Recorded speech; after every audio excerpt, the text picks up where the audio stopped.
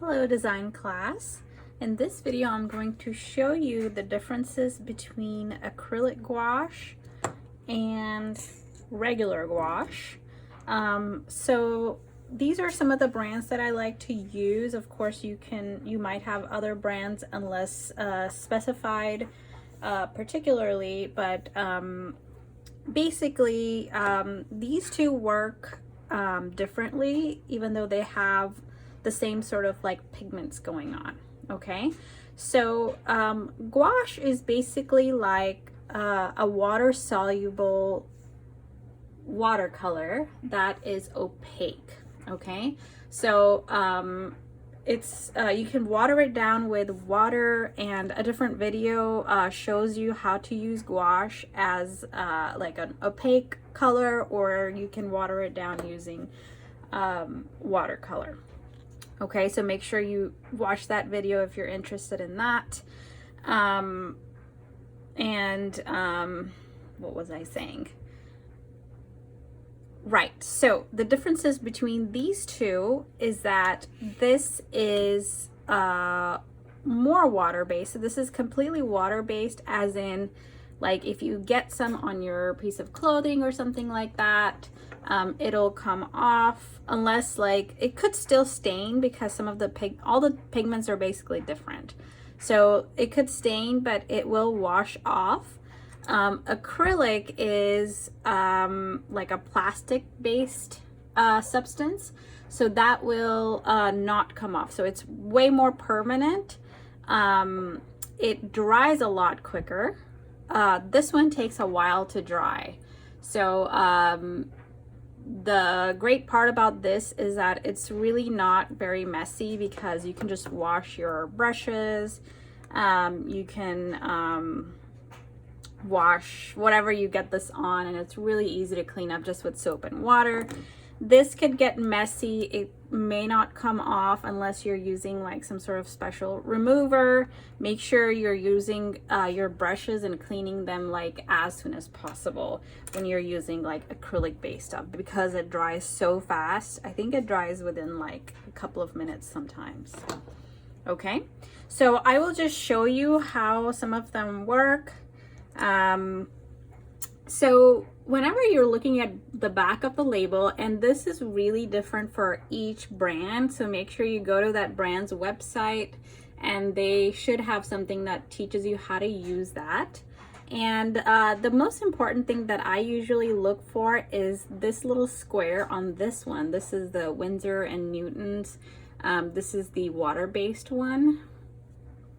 So this shows the amount of opacity in a color. So this is really, really opaque. You probably will only see a minimal amount of whatever the thing behind it is. This one is a little transparent, so it's you might see stuff that's going on underneath it. So you might see the paper or whatever color that was underneath it that was being used. Okay, so just remember that, and it's the same for these two, so you just have to kind of do a little research. Again, each pigment is different, so personally speaking, I like to just play around, and that's how I like to get to know everything. So that's really the best way of getting to know products. You really want to experiment and play around with it and spend some time with it. Okay, so I have here some palette paper. I really love that because I don't like cleaning too much, but it is a little bit wasteful. Okay, so usually what I like to have is 3 kinds of brushes, just for like minimum amount that you would need, and it's really all you need. I like to have a little details brush, really tiny. I like to have a bigger flat brush for like larger background sort of areas, and then like a medium round brush. And this one, sometimes you can do details because it has a pointy tip, but it could do a lot of other things, and I think this is the one that I really use the most. All right, So I'm going to just use some of this with you. Like that. So this is a really nice indigo color that I love. And then I have a really big jug of water here. I personally like a jug of water because if you just have a little bit of water, it, you know, you might still have too much pigment whenever you wash off your thing. And then I just have like a little napkin. You can use a paper towel or something like that, just to kind of wipe off your brush whenever after you wash it, because you don't have too much water. Okay. And then here I have some watercolor paper, and that is what I use for gouache. Okay, so my brush is a little damp, meaning I put it in water, and then so here you can tell that it's a little dry because you see it's not like consistent. So getting to know this particular gouache, I just want to mix a teeny bit of water to it, but not so much that it becomes see-through. Okay, so this is really, really nice right here. Okay, again, if I put more water in here, you'll see that it'll become more transparent, and you'll start to see like brush strokes and things like that, and you don't really want that unless you're doing like a watercolor sort of thing. So make sure you wash your brush really well, get all that pigment out. Okay, so this right here is going to take a little bit of time to dry. That's one of the negative aspects of this water-based gouache, is that if you want to layer colors on top of each other, you will have to wait till it's completely dry, which may take 20 minutes or so, versus acrylic gouache, it may take about 5 minutes.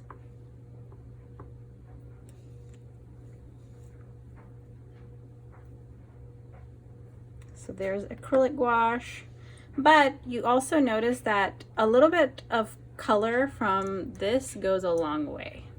In my opinion, whenever I use acrylic gouache, you actually need more paint to kind of do like the same things. Okay, so this is a little bit dry, but not as dry as the indigo that I used. And again, this has nothing to do with whether it's acrylic or not, but everything to do with that particular pigment. Okay.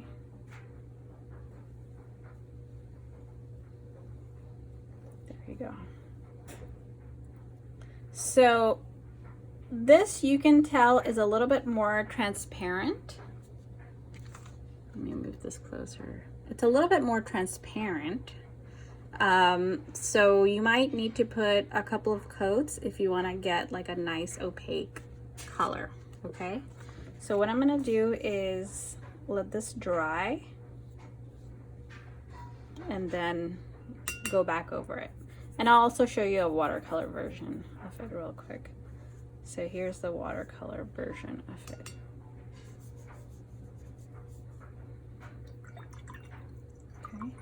I want to make sure that because I use this, I need to wash my brush like really, really well. I don't want any of that stuff in my brushes because it will definitely clog those brushes, and you do not want that. Okay. And when you're switching colors and all that sort of stuff, you really don't want that. Okay. So this is my watercolor version of the gouache.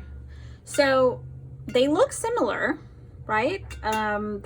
They're both sort of matte. This is still drying, so they're both matte. They both have a really great amount of pigment going on. So there's really not a difference when it comes to like the end product. It's really about what you're comfortable using this with. Okay, so it looks like this gouache is like almost dry, which is kind of cool, but also kind of scary because you really have to work fast with it. And a side note is that I've used some, so this is the acrylic gouache. This will just dry and you will have to throw this away. It's really hard to wash if you're using like a plate or something like that. You have to wash like immediately. This is super easy to wash. It'll just wash off. And if this dries, you can actually reuse it by adding a little bit of water, and it'll actually reactivate the color. So you actually don't end up wasting a lot of this paint that you use. So that's another reason why this goes a long way. But I like both of these. If I'm doing a lot of layering of colors, I would probably go with acrylic, but if I'm not, I would most likely go with non-acrylic and just regular gouache. Okay, so this is that sort of semi, let me bring this close to you. You can tell that whenever you use the paint, the consistency is always different depending on what the pigment is, and that's really because all pigments are made differently. All right.